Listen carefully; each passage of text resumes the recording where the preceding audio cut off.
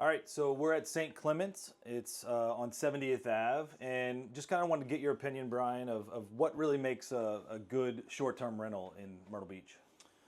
So it's a lot of factors. I mean, this is obviously an awesome looking unit. I mean, it goes down to, people, and it's funny, people ask that question, they're like, why is this one, where's a good one, or why is this one better than the other one? And like, you can find really good income numbers, even in the same given building. Like we could pull another unit at St. Clements that's basically the same exact layout that's doing half of the income or less, but it's all about, what it looks like. Like this one is decked out.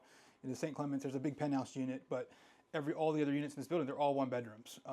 The end units are kind of different layouts, sort of, but they're all one version of one bedroom. So it's basically what you do inside. So the location of the unit in the building is always can be a factor, whether it's a low floor, high floor, south view, north views, all that comes to an account. So I mean, absolutely. So you think about St. Clements itself.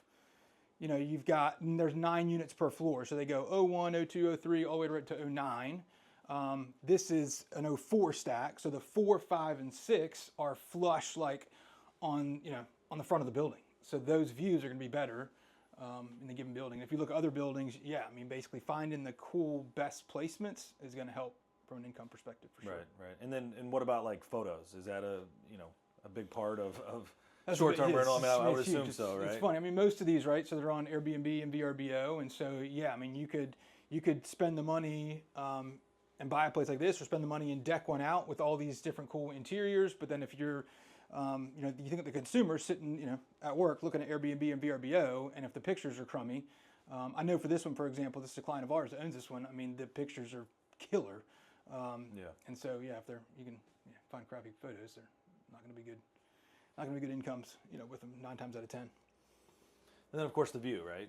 There's side views, ocean front views. I mean, that's kind of to get more dollar amount, per stay. I mean, that's a big factor, right? Yeah, and generally speaking, right. So your ocean front, kind of the tricky word is angle ocean front. Some people will see angle ocean front. It basically means ocean view, but general statement, ocean front is going to bring you more income. But then those that have coastline views are, sometimes like this one's got front, and then we can look all the way up the northern coastline, all the way to Cherry Grove, practically to North Carolina. I mean, I think St. Clements got definitely some of the best views for sure.